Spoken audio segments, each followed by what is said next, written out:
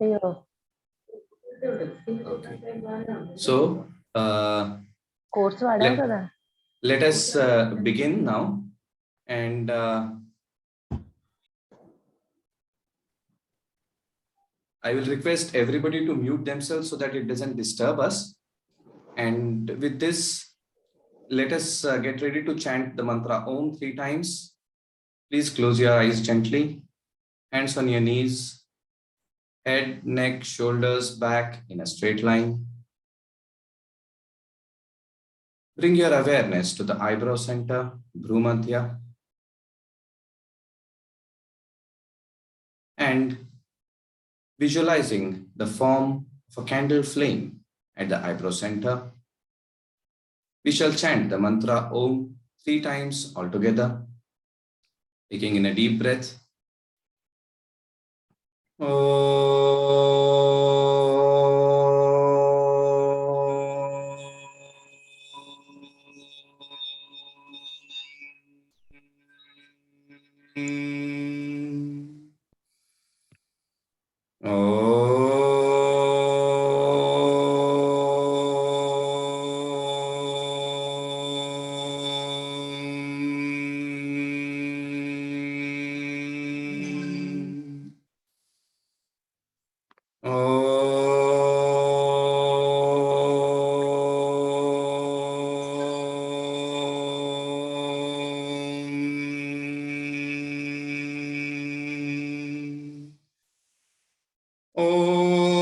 Sahana vavatu, sahanau bhunaktu, sahaviryam karavavahai, tejasvinavaditamastu, ma vidvishavahai. Om Shanti, Shanti, Shanti. Hari Om. Hari Om Tat Sat. You can rub your palms gently, place them on the closed eyes. And when comfortable, move the palms away, open your eyes. Namo Narayan, Hari Om Tat Sat. A warm welcome to all the participants and the panelists for this panel discussion on mantra and its effect on the mind, emotions, and physiological processes, especially the immune system. On behalf of Satyam Sumiran Yoga Research Foundation, Bharatiya Vidya Bhavan, Navi Mumbai Kendra, Shri Yoga, Maryland, and Ramgiri Universal Medical Mission, Badlapur. I welcome all of you for this discussion. And this is a very special moment because people, experts, and very illustrious personalities from various different fields have come together. And I would like to initiate this discussion on how we can do research or a study on mantra and its effect on meditation, on the mind, the emotional resilience, and the physical systems. The structure of our discussion would be somewhat in this manner. I will introduce the panelists, and I will request the panelists to introduce themselves in a one line to the audience so that everybody knows what illustrious personalities we have over here. Because I was just looking at it, and amongst the panelists, we have more than 100 years of research experience with us, which is a very big thing. So I'll request the panelists to quickly give a one-liner introduction, after which I will give the proposal of the basic research which we could do, and then all the panelists to give their view what can be done in a couple of minutes, 2-3 minutes. After that, then we throw the discussion open for a group discussion. After the group discussion, then we will have questions from the audience. time permitting. So without wasting much time, let us begin. Do we have Dr. Vinod Deshmukh with us? Shrikant जी, आप mute हो गए हैं.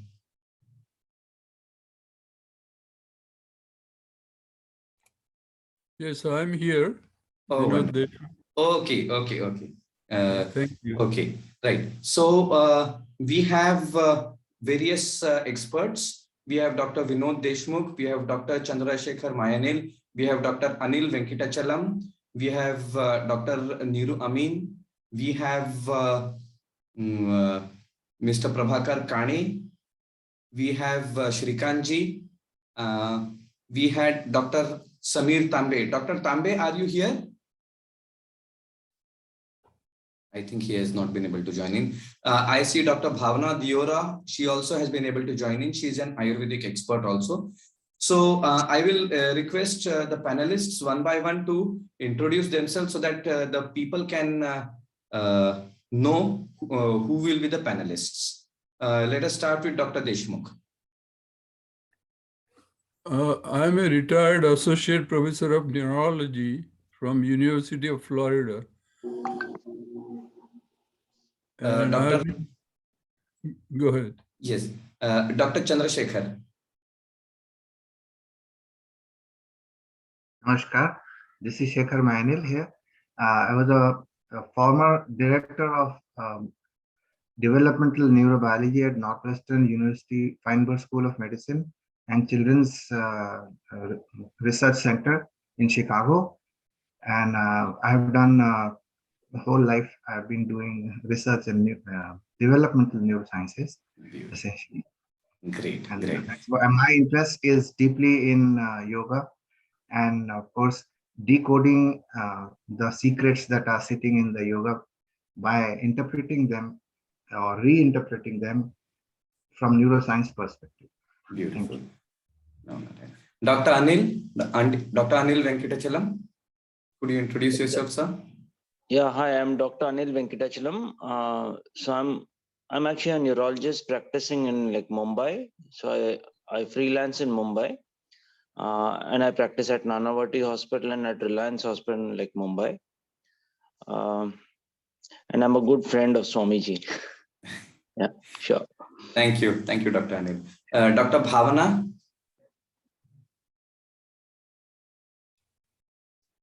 Dr. Bhavana, yeah. Namaste, everyone. Can you see me? Can you hear me? Yeah. Yes. I'm Dr. Bhavana Diora. I'm from Mumbai. I practice Ayurveda. I look into chronic disorders, having some education in yoga also. And yoga is my special interest. Have some kind of fitness, passion and activities, which I do regularly. Great. Dr. Niranjana.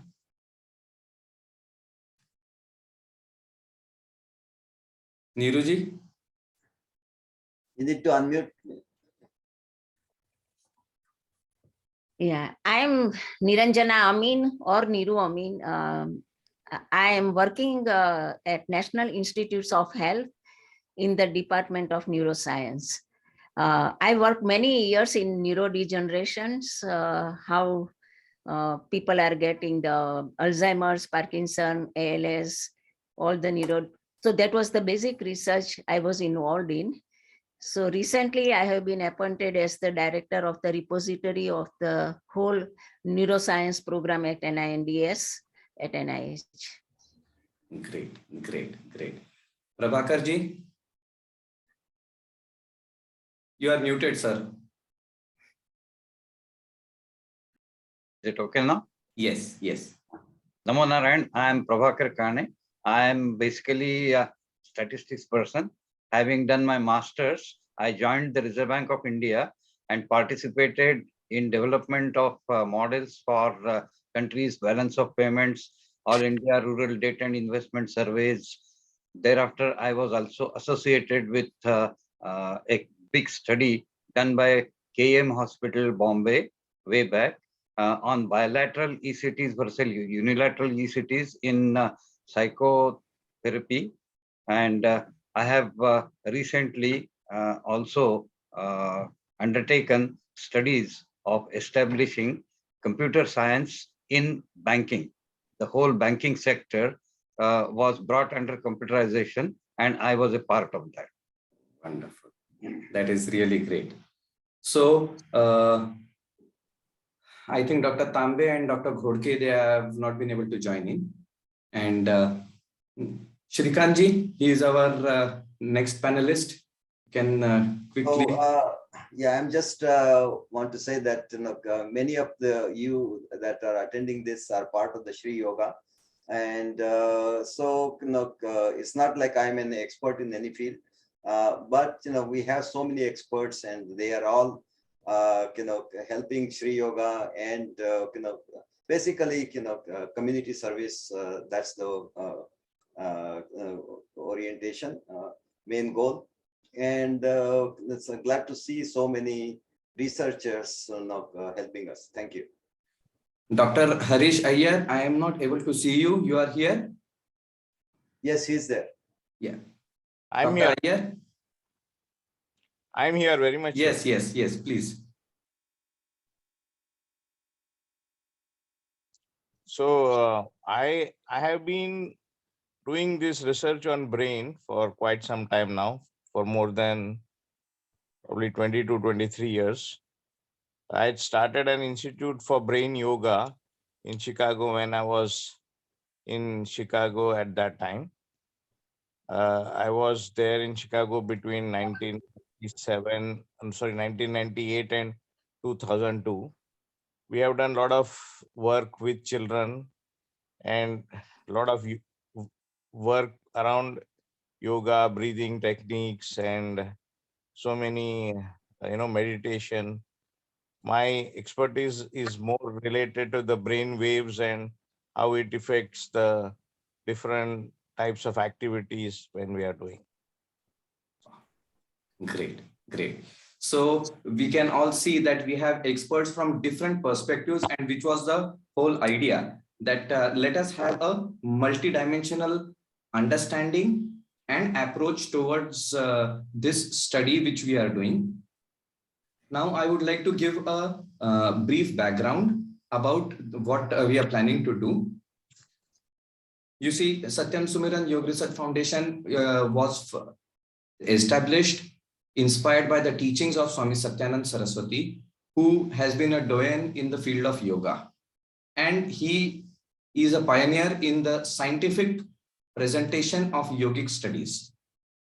So based on that, we thought that it would be a good idea to do some technically robust studies on mantra, the mind, emotions, and immune system.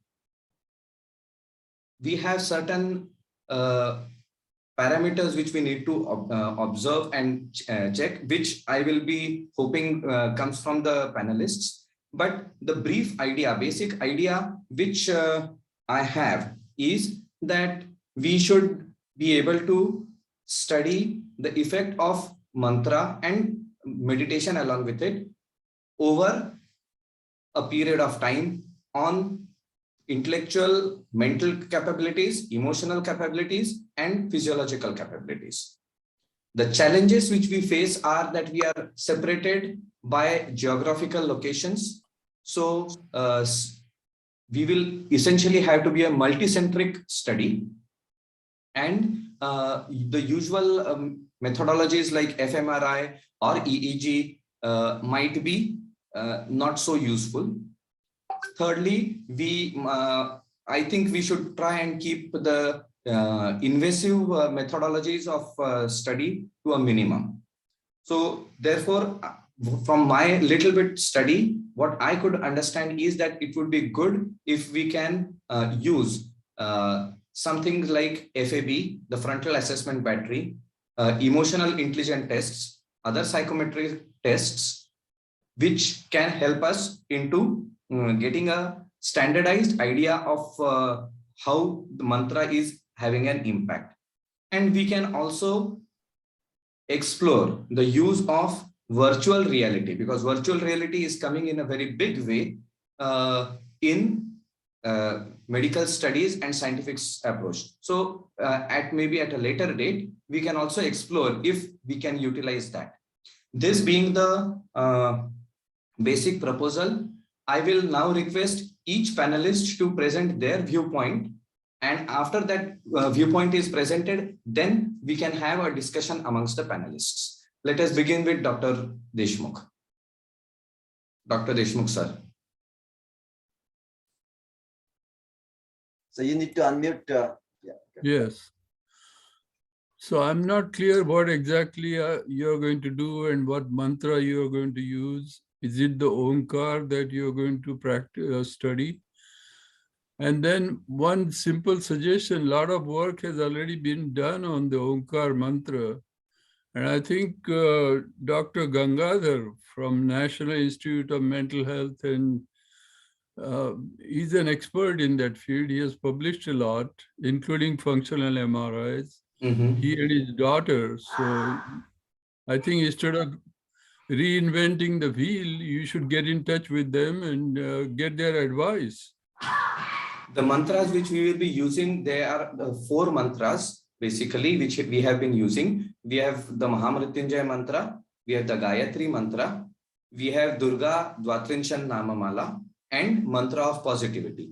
So these are the 4 mantras. The combined use of these mantras is what we are proposing to study. But in any case, if we already have some research on Omkar, we will also assimilate that study with us, our activity, so that, as you rightly pointed out, we don't have to reinvent the wheel.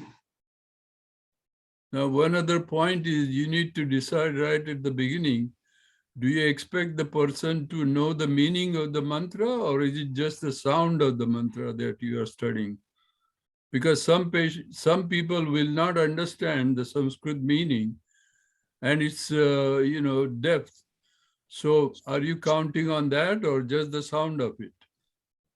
My personal opinion is that we should focus more on the sound, because once it comes to the meaning, then there might be also maybe perhaps a bias which might also come in. So therefore, if we focus on the sound, like the effect of sonography or effect of CT scan, it is beyond the meaning of sound. So if we focus on that, it might be a better idea. That is what is my opinion. But this is open for discussion.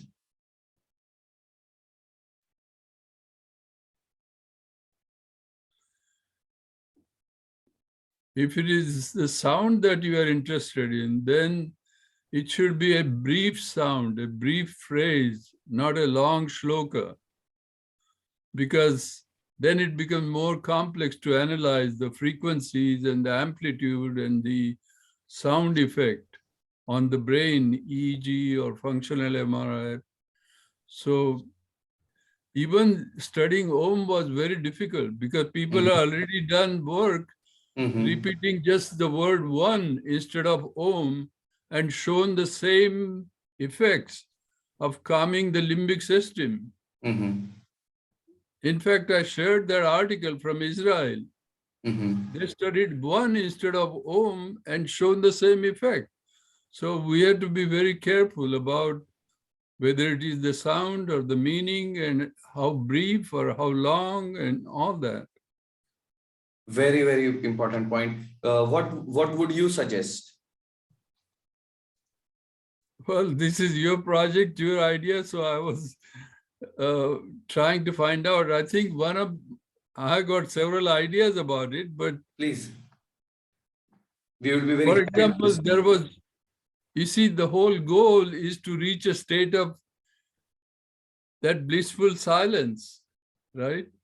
The Chaturtha Matra of Mandukya Upanishad. That blissful silence, if that is the goal, then even just relaxed exhalation and a calm pause can take you to that with a smile. So mantra is a tool, a technique to reach that ultimate goal of blissful silence in the present moment. True. And so there are many comparative studies one can do, like repetition of Om, just exhalation with a meaningful pause, and then have a control group to study if it really makes a difference or not. So in this context, we are looking at the effect of these 4 mantras on specifically the mental activities, emotional resilience, and physiological processes. So these are the areas which we would like to focus upon. Yeah, these are very established areas, and in the field of neuropsychology, there are many different techniques and tests that are used repeatedly, and they are standardized. So what you mentioned are fine for clinical research. Okay. Again, you need a control group. Yes. Yes. Not just the bhavik log, sagre tasa nokoy. नाही तसं नाही चालायचं. तसं नाही चालायचं. Then it becomes just a placebo effect. No, it has to be robust.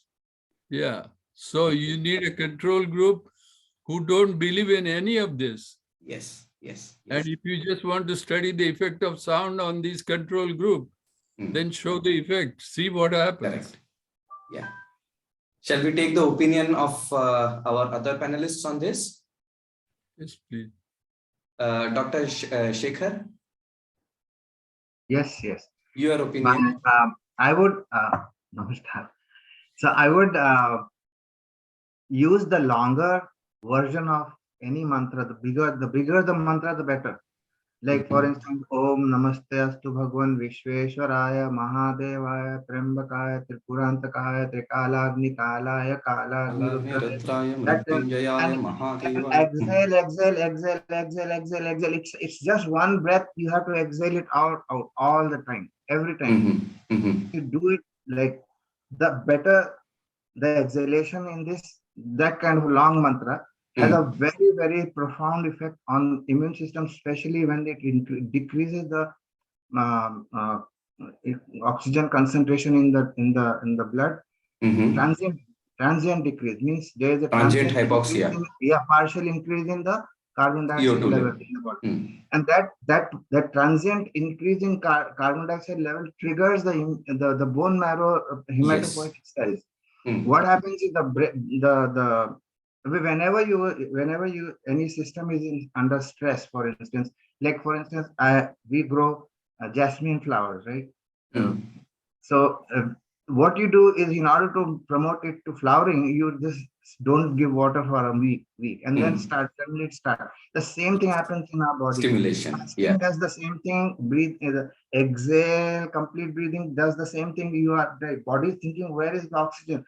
So what it does is it increases the lot of hematopoietic stem cell to proliferate. Yes. And in that, the population is also of the precursor of RBC, the WBC, everything starts. And that creates a lot of B cells and T cells, and everything goes up suddenly. Immediately. How can we observe that and study that? Oh, you can take the blood and there is a centrifugation method, very known, very like it is in any good lab, pathology lab, they can differentiate. Okay. So and of course, in carbon dioxide level, of oxygen level, oximeters are available, so that you can do one thing simple, and then you can study in those cells, in those bodies. If somebody is doing this thing consistently for a while, like for instance, in our yoga, Srikanji always talks about this: exhale and hold for 20 seconds. Kumbhak. And he said very clearly, don't do it for more than 3 times. That is very, very profound, because if you do more than 3 times, then the adverse effect also happens. It's a law of diminishing returns. So that is a very good thing. When you do long stretches of mantra exhalation, of course you are pressing the Manipura chakra big time. Manipura chakra is essentially involved in in switching from the sympathetic nervous system to parasympathetic nervous system. And that is the beauty of this mantra. So that way we can explanation, Incorporate. there's no problem in that explanation. Okay. And we have to make sure that this Manipura chakra is compressed completely. As we said, Vinodji said that it's a good idea to do control studies. Without control studies, nothing in science is scientific. Yes. So you have yes. to have right controls. Yeah. Correct. So Correct. if you don't have control, the studies goes dead. No matter out of the window.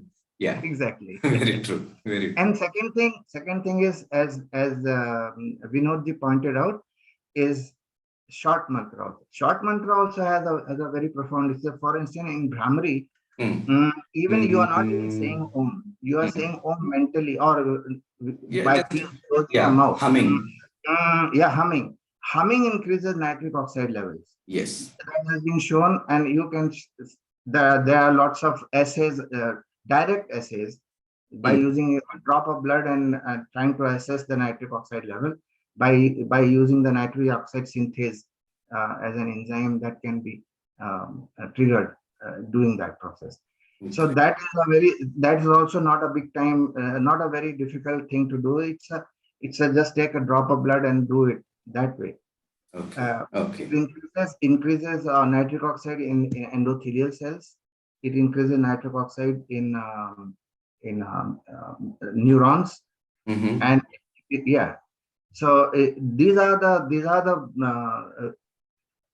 very nice studies, small studies we can use to promote the idea of using mantra, the small mantra and the large mantras for in different regions, right? One is in the level of already differentiated cells, like for instance neuron or epithelial cells. So that has been shown to, of course, we can always prove it also again using the blood from the person who has done the Brahmari and trying to see if we can in a culture or in a pellet which has the viruses, like for instance COVID virus, for instance, does it multiply or does it die? Okay. Or can it infect the epithelial cells? You can use epithelial cells and put nitric oxide in that and see whether the virus infect the epithelial cells without the nitric oxide or with nitric oxide, either way, and see the effect of virus infection in those cells. I think that's these are very important points which I think we should try. These biochemistry labs can use this kind of work easily. And we can also at some point see if we can have a comparative study of a long mantra versus a short mantra. That could be a good idea. Right. And in those cells which are exposed to this kind of mantra, there is a lot of detailed study can be done later on by using exome analysis and what is the effect of those mantras on genetic patterns and epigenetic markers. All those things can be done. That's a good point. Shall we move to Dr. Anil? Dr. Anil? Yeah. Hi. So I completely agree with our first panelist, where he's actually mentioned that we should have a robust study design. That is the first thing. Without having a robust study design, it will be very difficult to look at all the parameters. The second thing I would suggest is we should try to keep things simple, rather than try and complicate a lot of things.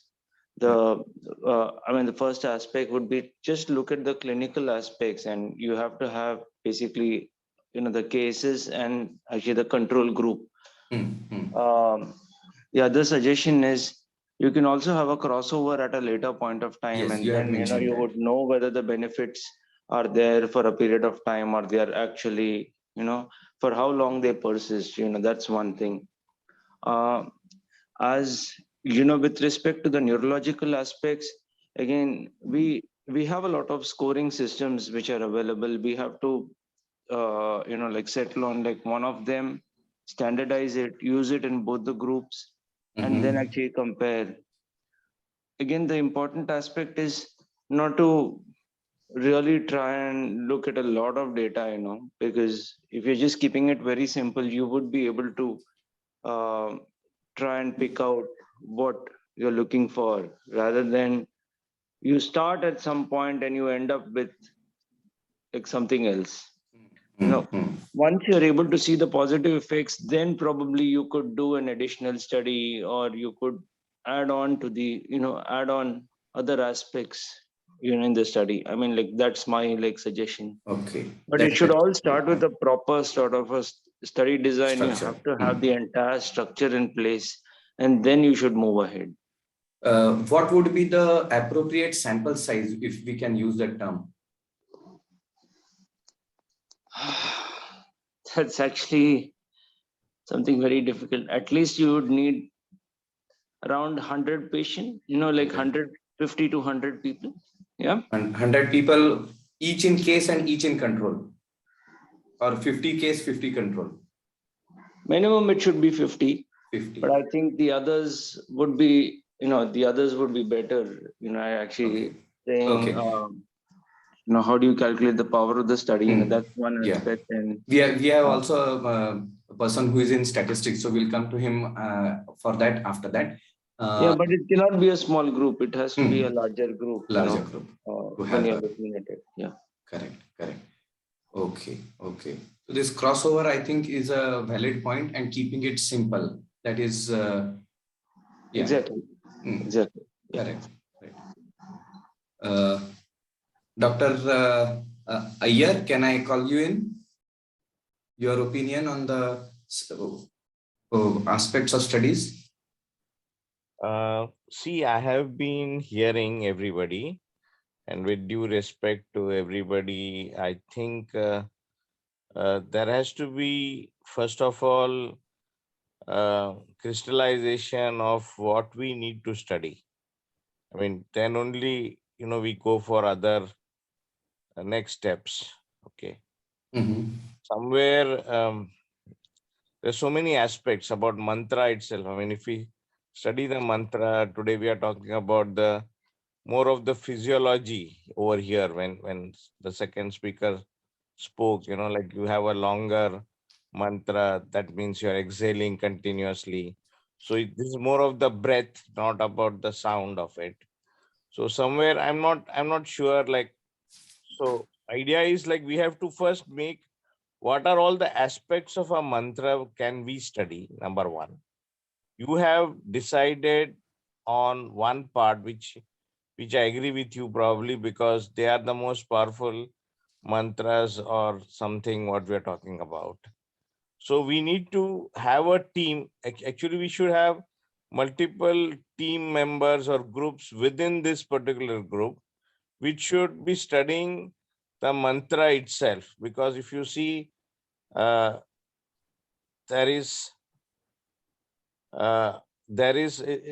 not about the long, short or whatever. Every specific mantra it has got a particular background meaning, right? Mahamudra Pratyunjaya mantra is meant for something which we are aware of from the, from so many, millenniums of, background to it. What is the meaning of, so similar meaning of Gayatri mantra is known. So idea is, if we are going to study, are we going to study and enhance that meaning of it? Or as you exactly started, like, are we talking about effect of these on just the immunity part of it? So immunity means what are the aspects we are trying to I was looking more like what Dr. Venkatachalam said, clinical aspects, and on mental faculties, emotional resilience, and immune response. Like now in this, what specific we have to choose, we need to discuss, because that's a very important point, that this field is so vast that we can get lost into it. So we need to state our objectives very clearly. And I think at the end of this discussion, we can come to a better conclusion. What I think is, I will, based on all our discussions, I'll make a plan, and then I will circulate it with the panelists, and then we take it from there, and we'll be able to come to a proper conclusion, so that we can try and include different aspects, but not make it too complicated. So that's what I'm trying to say. So when we are talking about these 4 mantras, then what is it? So if we can create a small white paper, and you have got a subgroup which works on that, on each of those mantras, and then, so what I will recommend is there should be a 3-phased approach. One is a pilot project, say, and you have got a time-bound thing, how long you want to do it for, because there can be a 2-month program to see what's happening, to a 6-year program or whatever it is, right? Because correct, time duration also needs to be finalized. You are right. Yes, so the duration we need to look at, and have a pilot project based on which you get certain responses. Based on those responses, you take it to the next level, what you need to do, then you go to the, so it's like any study of any in vitro or in vivo kind of a thing, where we first do whether it is making sense or not, and then we go to the next level, and then we go to the next level. So there should be a phase very valid point. to the entire thing, rather than just coming to a conclusion, because as all the speakers are telling that obviously this time is too early for us to decide what we need to do. So as a group, but we keep this in mind. Exactly. That's right. Great. That is nice. Dr. Niranjana, your perspective on this study, what are points which we need to keep in mind? And I think majority of the thing Dr. Mayanil said, Dr. Iyer, before even he said, I was thinking in my mind that before we go for a larger thing, pilot study, as we do in the experiment, right? In the lab, first we do on the cells, then we go to the mouse, and then we go to the human subjects. I don't have any experience on the human subjects, but I do believe that we should have a small pilot study and take one aspect at a time for small group. And then larger group will be more than like 100, 200 people. It is I think more the better. The reason is, sometimes when you start doing the experiment, some people with some conditions or like that, they drop off. So larger the number will be benefited in this case. And another thing, that we are located geographically all over. So first thing, it will have to be a multicentric trial. Multicentric trial, but like a IRB approval, right? Here it is very, very complicated, because I recently joined in the clinical studies, all these things. So it is so hard. So I don't know how all the international IRBs are approved for this project, because audience are from different geographical location. That is my point. That is a very, very valid and difficult logistic point, which we will have to look into, which was mentioned by I think somebody earlier also. I think Somanchi ji had spoken about that. But yes, we have to look into that. And pilot, like the phased approach, one thing at a time. That's true. Yeah, but in international, this IRB is like if people are doing, like suppose vaccine, right? Even vaccines has done trial in different countries. So some of them are not approved in US, and some of them all are done. So the particular thing has to be approved by that group, but how it can be recognized internationally, that is also, that has to be looked into, because that will be a major issue. Right. Very, very important point. Great. Dr. Bhavana, can you come in from the Ayurvedic perspective? Because you see, in modern medicine, allopathy, we have got one approach. Ayurveda has an approach wherein they look at each person as a combination of the 3 doshas and other aspects. So how can that perspective be brought in beneficially for this study without complicating it more? Yes, that is what I am also wondering, that when it has to be quantified, when we need everything on paper with some numbers, how we can include Ayurveda here, because what we do is we do a lot of examinations and Trividh Pariksha, Dashavidh Pariksha, that's what we call it, where we look into the patient's complaints, symptoms, and we do a lot of we investigate a lot of things by asking certain questions to them. And as an Ayurveda doctor, we would identify what is exactly, what kind of doshas are imbalanced. Um, so here, when we want to somewhere establish, whenever we do research, whatever Ayurveda doctors have been doing lately, some research on some herbs and everything, we also take the support of modern investigations when it comes to, any kind of numbers which we have to put it to prove anything. So I was actually, sorry to interrupt, but what I was thinking was, the point which I was wanting to ask was, I have heard that in recent times there are some methodologies wherein the doshas, the prakriti, the vikruti, etc., can be quantified. One thing was the nadi pariksha, which is very subjective, but that is somehow or the other being quantified. So something of that sort, can that quantification be brought in over here in this perspective? I would say it's again, the quantification has been done recently. That is again, people have done it by their own. So if you ask me, authentically in Shastras, it's not mentioned anywhere. Validation has not yet happened on that. Cannot happen. Right? When I was hearing to other panelists here, I had just one idea here, that people who are already hospitalized or who are in the hospital, this is not Ayurveda point of view, I'm just giving a point of view. So who are already on some kind of measurements, for an example, ICU patients are there with certain, monitors already put up. So because we've got a lot of doctors, Dr. Anil is there. Dr. Anil, I think you know my husband, Dr. Batuk Deora. So both of them can work together, and they have a lot of patients, admitted in ICU and all those things. We can do this kind of study where we, we make them do here or so this also we have to discuss whether the mantra chanting will be there or it's going to be just the hearing of those mantra, because chanting will include breathing, where hearing would just maybe change the vibrations in the brain, if I'm not wrong. Okay, that is another point, which is a valid point, and I will come back to our other panelists to give their opinion on that. But yes, this is a very important point. What if we are going to go in people who are hospitalized, then the comorbidities and other aspects might be a little bit more challenging. But this is a thought which we can explore and see how to.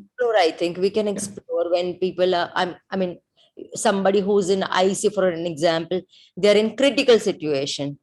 So you are already monitoring a lot of parameters. Acceptance for use of mantra in such situations might be a little bit of a challenge. Yeah, correct. Okay. No, but nevertheless, this is a very important point to explore. And if something can be worked out, that's an important point. That will be great. Thank you, Doctor. Thank you. Prabhakarji, coming to the statistical aspect, at 2-3 points, we have raised questions about statistics and studies. So can you weigh in on those points? Yeah, I've been listening to almost very carefully on various thoughts which have been put forth, the type of study that we should take, what we should do, why we should do, and all things. Basically, whenever we are doing any study, the first thing, the objective has been told by Swamiji, that effect of mantras, 4 mantras only, and these effects are to be studied. These effects are to be studied in isolation. So there has to be planning, there has to be designing, and there has to be representativeness of the study to the whole population that we are studying. Somebody was saying about the sample size. The sample size has to be representative of the parameters that this population is going to display. Mhm. Another thing is quantification versus subjectivities. The quantification can be done in two ways. We know analog systems and digital systems. The best examples are the thermometers or the speedometers, which have been used as analog machines to study those which are quantifiable, but which have not been quantified because of certain reasons. So when we say the temperature is so many degrees, we understand something which is in comparison to something which is 95 degrees or 99 degrees. 1 degree difference or 5 degrees difference. So quantification is going to be very important because all four subjects that we are going to study are highly subjective. Point number two will be that the effect has to be studied, and we are going to make a kind of a testing of the hypothesis that we are going to make. Whether we have the effect of what we do on mantra and effect of something else, we have no relation to begin with for that. We have a hypothesis that mantra makes this effect. This is the design with which we should start. These are the observations. This is the sample size that we are taking. These are the repetitions of the samples that we are doing. And the analysis is on the basis of data which is collected. This, this data collection is going to be a big challenge because we are going to have geographical spread not connected to each other. And that too, again, the administration has to be through an expert's chanting or making people learn and then chant by themselves. Observations will be of two different types. There has been a study done in, I think, one of the leading hospitals in Delhi. People who were in comas, they were their relatives were given some kind of mantra, what we can call as the sankalpas, and then far away from these, experts in those mantras have been studying for last 1.5 years the chanting of these and the effect of these on these particular people Patients. through the sankalpa that has been taken. So it all depends upon our design. We should start with the design. We have the first step that we have to take is design what we want to study. What we want to study has already been pointed out, has been given. We have all accepted that these are the four mantras. The effect of these four mantras is to be studied. Now, how do we study and what do we study? That depends upon. The eminent panelists have been talking from the point of view of their a priori decisions, as I say, about the effect of a particular thing. A neurologist will study a person's behavior from a different angle than an Ayurvedic expert. So these a priori decisions are to be substantiated by the observations that we do. So our model has to be representative like that, and we focus on what we want to study. Number one. What do you think should be the duration? The duration will have to be, since this is going to be a population of the almost entire cosmos or the world, the duration will have to be the sample size, duration, and repetition of the duration. Sample size will have to be not necessarily 100, 150, 200, 500, 1000. It can be something which is manageable. Repeat it over a period will take care of that thing. So sample size, then the duration. The duration will have to be told with reference to the a priori observations of this mantra, if chanted for this time, does this effect or in this particular manner. So our duration will get guided by what we want to study. At the moment, to say that duration should be this much will be rather meaningless. So duration is thing, and the repetition of this. Now you were saying decentralized way of taking. We can have experts created and observe the study of effect of these mantras on people who have been following it. Last point is about the placebo and control group and these things. Statistical techniques say that randomization is the best way of doing these things. A person who is doing some test does not know whether he's in control group or any other. The crossover and all those things will not come at all if we do the randomization very well. But you see, if we are doing the chanting of mantra, how is it that we can do randomization? Because the person will not, person knows that he is chanting the mantra or he is doing something else. Like what Dr. Deshmukh mentioned, that one and Om. Like if that was the comparison. Here there is a difference. Whether we are going to study effect of Om versus all other things, or we are going to study these four. Effect of these four is this. Maybe effect of something else is equivalent to this. That is a different issue altogether. No, I'm saying about randomization. Randomization is the techniques which when we select the samples, these samples are given some kind of tests. It is rather more difficult to explain because it's a big technique by which I understand. the samples is specialization. Okay. Let us take that. So whether we have the randomization technique or control group, crossover, and crossover, all these things, these can be in the model that we are going to buy. And Dr. Iyer mentioned. My experience shows, for example, just to give the randomization technique, the effect of mantra individually and effect of mantra collectively. If these two are the things, then the person who is listening to all the four mantras does not know whether he is being studied for effect of individual mantras or collective effect. You get my point? Yes, so these are some of the these are important points which have to be looked into. What Dr. Iyer and Dr. Niranjana mentioned about using of pilot study. What is your opinion on that? Because it seems to be a very valid and useful point. Pilot study is not really something which is very relevant here, because we do a lot of brainstorming in designing our model, and every study that we do is taken as one repetition of the sample that we are doing. Pilot study is good. Let's say that our first study itself becomes a pilot study, and thereafter, after specialization and modifying that to suit the things, we repeat those things. Okay. I would like to come to Dr. Chandrasekhar and Dr. Deshmukh.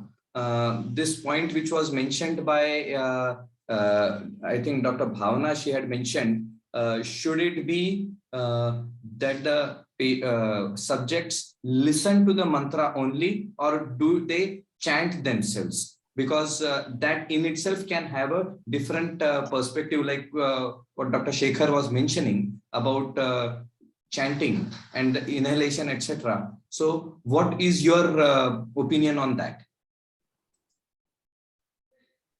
There is a big difference between reciting or chanting and just listening.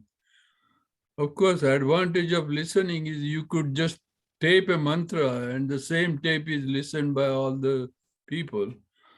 But reciting will require a lot more effort and learning on the part of the person. Correct. To be able to learn that Sanskrit and to recite it. Again, recitation, you will find some research being done on just reading a passage, reading a paragraph. And it can be with full attention, or it can be just mechanical, without any attention, without any awareness. So you need to differentiate again between whether you are considering that as a mechanical behavior of just reading randomly without any thought, or without any... With awareness and with focus. Or with awareness, with understanding the meaning and all that. So these are complex issues. Good. Right. What is your suggestion? What should be the study focusing on? I think to be able to create a standardized tape and listening will be easier and more practical rather than reciting it personally on each person, because that is going to involve a lot of education and training and practice and all that. Okay. Of course, reciting is more effective More than just effective. listening. That is true. That is very true.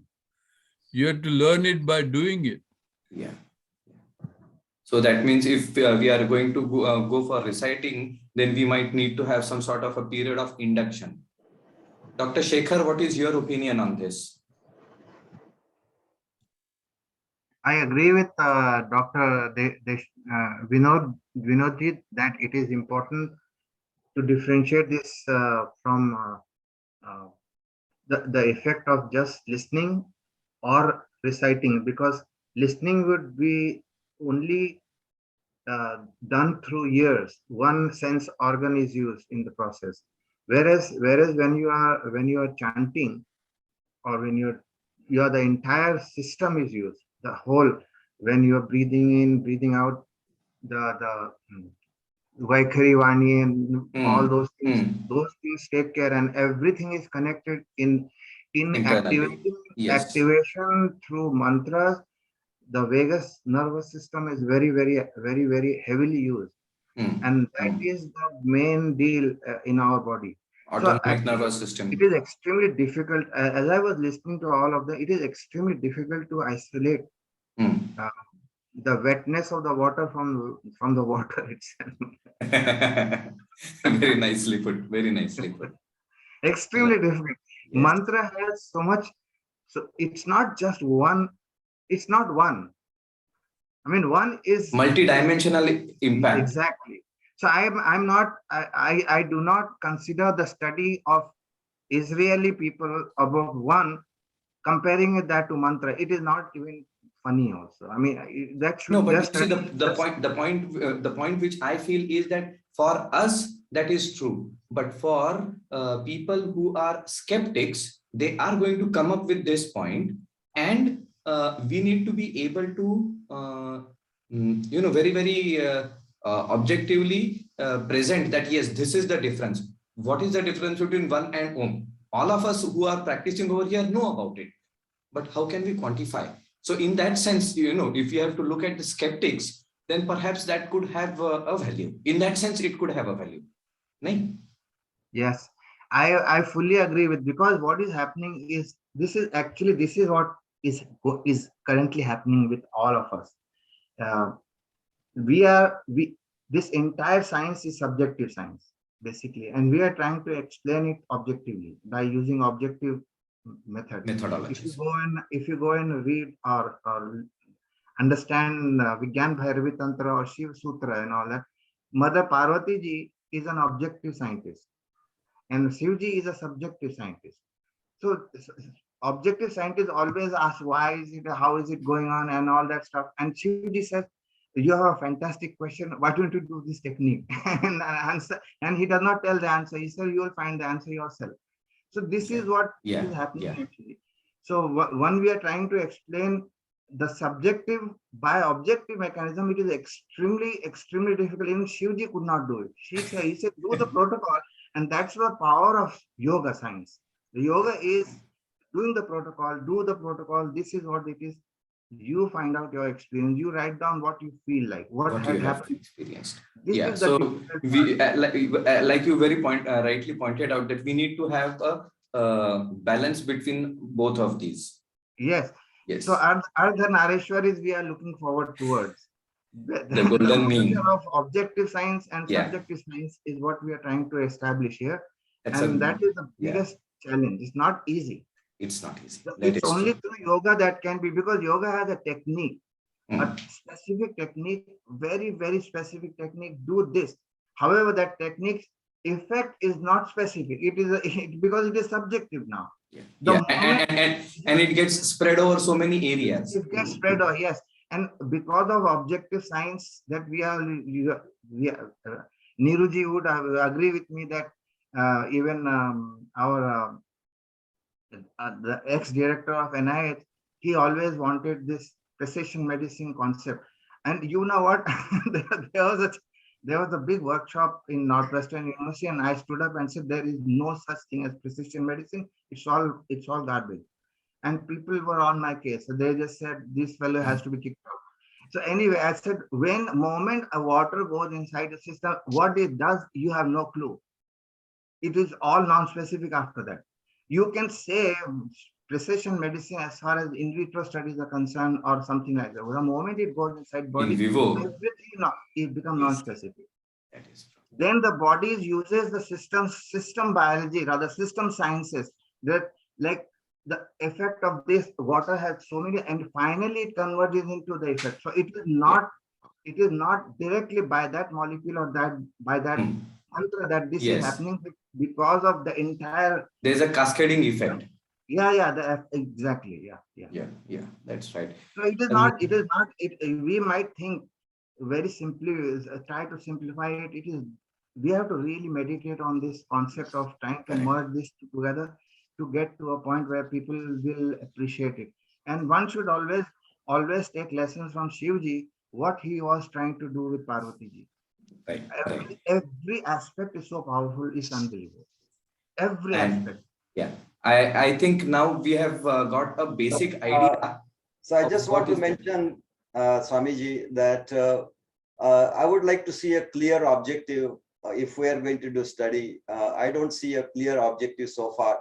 And also, this is such an experimental and experiential science that we spend time and time. You think that all these people will be ready to spend a lot of time on research. That may not be correct. So why we are doing this, and what's the clear objective? I would like a clear statement about it. Yeah. See, I think that the whole idea when I started out, it was to have a objective answer of what the effect of the mantra is. But now, as we have discussed the different perspectives and objects, then what I am thinking, what was in my mind was quite similar to what you are speaking. But what I was thinking is that at the end of this, I will actually rephrase what we should do or what we can do, and then we can circulate it amongst the panelists once again to take their view, and then we can come to like what you said, the statement, what exactly we are doing, because we cannot study everything in all parameters, in all dimensions over a longer period of time. We have to become specific. So at the end of this discussion, I will just go through all of this, and then we'll make a short statement, present it to the other panelists, and then we'll bring it back. I think that is what we will have to do. What is your opinion, Shrikantji? Yeah, that's fine. So I think you digest and massage all this, and come up with a clear definition, and then circulate it with the panel again, and let's see what happens. Yes. And now that since we are Swamiji, I think this title that you have, the title of the effect of mantra on mind, emotional resilience, and immune system. It is like very vast library. It's a library. encyclopedia. It's an encyclopedia in itself. Objectives. I mean, I'm seriously telling you, it's not serious. Yeah. You can just be very specific on mind or on immune system. Just study. That's it. Nothing else after that. Very fine. Very important point. Maybe we do it that mantra on emotional resilience. Emotional mantra on mind. These are 4-5 studies automatically. which are coming. There can be parallel studies for all the three yes. to be taken simultaneously. Yes. And then we will also have to like the effect has to be joint effect on all three aspects of this. So we can have parallel study has to be done one at a time, right? Yes. One at a time, simultaneously going on. Yes. Okay. Now that we are already about 10 minutes beyond time, let us quickly, if there are any questions, we can just take a couple of questions and then we conclude. And perhaps then what we might have to do is that in a week's time or something, yes, I'll come to you. In a week's time, we might have to have another round of this meeting where we can have a better discussion. Yes, Krishnaji, you wanted to ask something. Yes, I have a question. You're talking. Yeah, this is Meena Sumanji. And Meena. yeah, the question is that you're talking about controls. So I would like to know what your controls are. That is, the people who do not chant these mantras, is that your control? Or they chant, they just listen to some music? Because some previous yoga meditation studies, they just controls where they were just listening to peaceful music. So I would like to know what you have in mind when you say control. Anybody has an answer for that? Dr. Shekhar, would you like to answer that?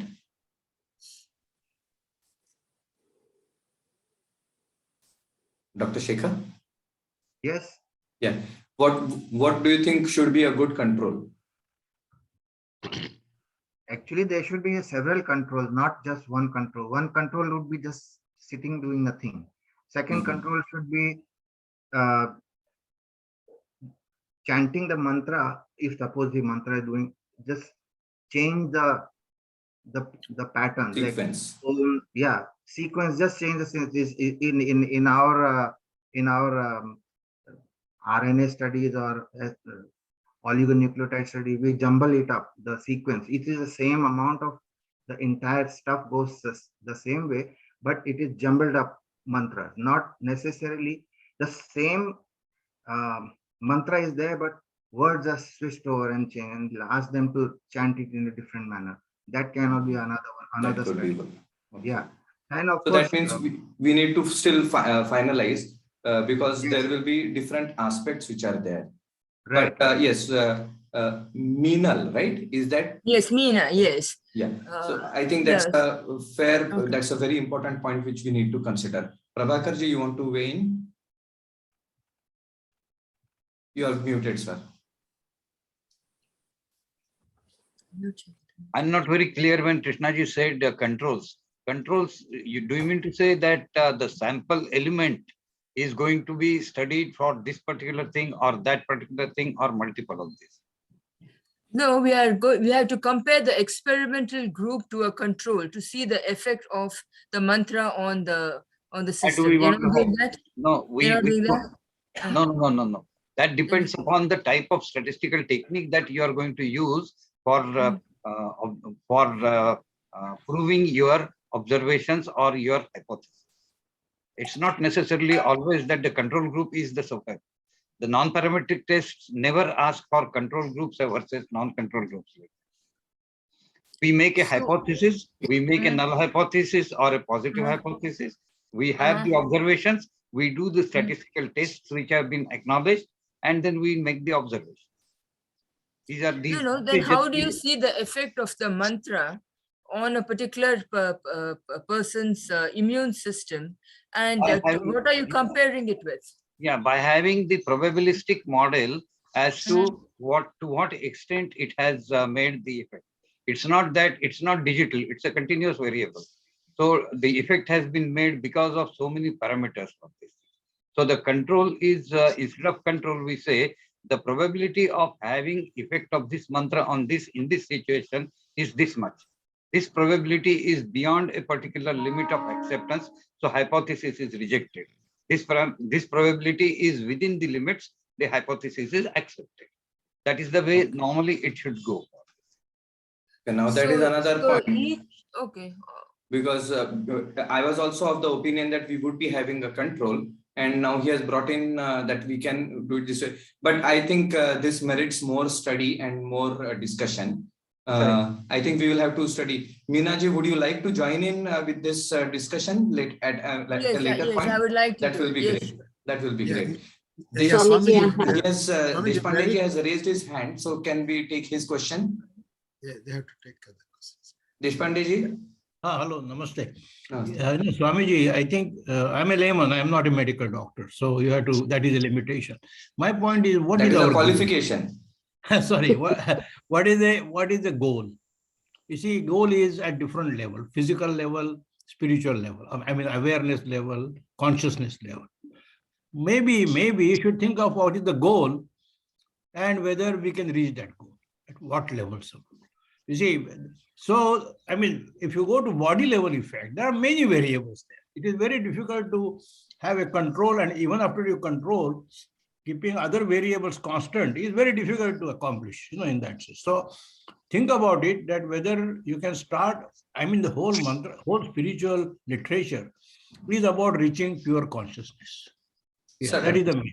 And so please consider, I think if we focus on how one's intellectual ability, mind is controlled, how intellectual or awareness enhances, and how can one go closer to pure consciousness, and what are the parameters of that, ABC.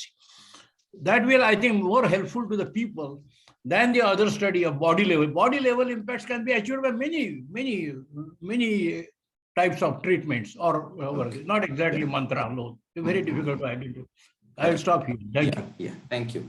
Sheilaji, you wanted to say something? I'm listening to all these discussions. I'm just saying, many of the effects of mantra, what you have a faith, and you can recite the same mantra without a faith, then it may not have that much of effect compared to a person who has faith in doing it. So there is a difference between just chanting a mantra with no effect, just chanting a mantra with, as though it is a part of an exercise, compared to a person who has a faith, because faith leads a lot of things. We go by faith. There are many saints who went by faith. That was more important than just a chanting mantra and looking at the reticular site, looking at the bone marrow, all these stimulations. Those are all, Secondary. that is just the part of the sound. But you're talking about the faith. So, and then understanding a mantra is important sometimes, because without understanding, you can chant all kinds of things. I can chant the whole Vishnu Sahasranam not knowing what it is about. So, but if you know exactly this Bhishma was talking and this, then you have some kind of a understanding, and then you think, okay, this is what it has happened, and this is what I'm talking, and this is what I'm telling about it. So faith is a lot of, I think. Faith is also an important. Yes. Yeah. Yes, Dr. Shekhar. I think this mantra accepts as transcend faith. It is just like a child dropping a cup of ball on the ground, and Newton dropping the ball in the ground. Newton might know gravitation and he might give equations about it, but child does not know anything about gravitation. But the law of gravity, irrespective of whether you understand it, whether you have faith in it, whether you have anything. I think mantra is that science, nothing to do with faith. If you do it with faith, great. If you do it with faith, without faith, still it's great. No, but we are saying the mantra has this kind of a power. So to say, I think there are two different angles to it. One is that when we use faith, we are able to go deeper, and the other aspect is that irrespective of faith or not, chanting of the mantra will induce an impact within your system. So these are the two aspects. Both are overlapping. They are not opposing each other. But since we are now running out of time, I think we will have to conclude over here. But this discussion has really thrown up lots of very interesting, intriguing perspectives, angles, things to be looked into before we actually start the study. And like Shrikantji said, what is the objective? Why do we even want to do something like this? So what I believe, what I would like to do is that at the end of this, I would like to go through this and come up with a better statement, what we need to do, and then take it further. And those of you who would like to join me in this culling of the knowledge which we have brought about, can just, I will send my email on this, on the chat, and I would like you to just email me so that then we can work together and come to a better conclusion on the same. Just let me type in.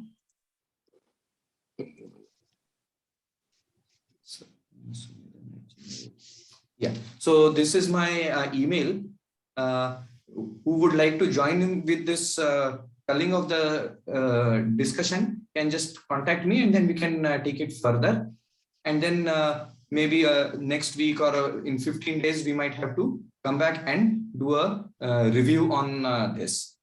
So I think with this, Shrikanji, shall we Yes. conclude today? Yes. Okay, so We please have sit down in another any meeting at comfort. 9:30, so I think it's. Sorry? We have another meeting at 9:30, so. Yes. Yeah. Yes, we need to now. So please sit down with eyes closed. Awareness at the eyebrow center. We shall chant the mantra Om 3 times to conclude. Taking in a deep breath.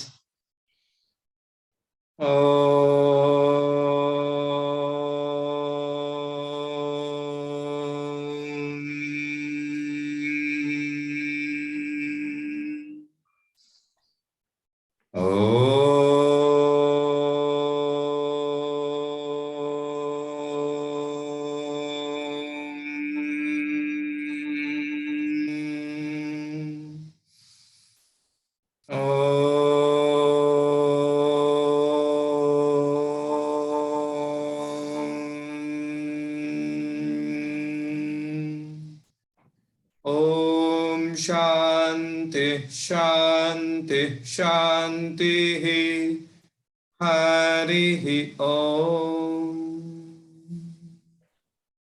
Rubbing the palms.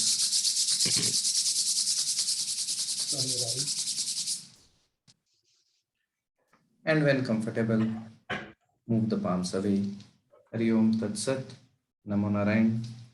And on behalf of all of us, a very hearty and heartfelt thanks to everybody, the audience, as well as the panelists, for bringing out so many different aspects in such a nice, constructive, and mutually beneficial manner.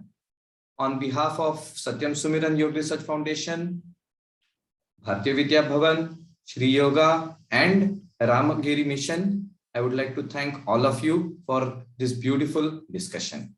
Namo Narayan. Thank you, everyone.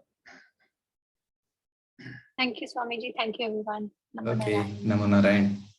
Thank you. Thank you, Namo Swamiji. Narayan, Thank you, Swamiji. Sriji. Ji? NaMo Narayan Swami ji, thank you, बहुत अच्छा discussion था। Namo Narayan. Namo Narayan.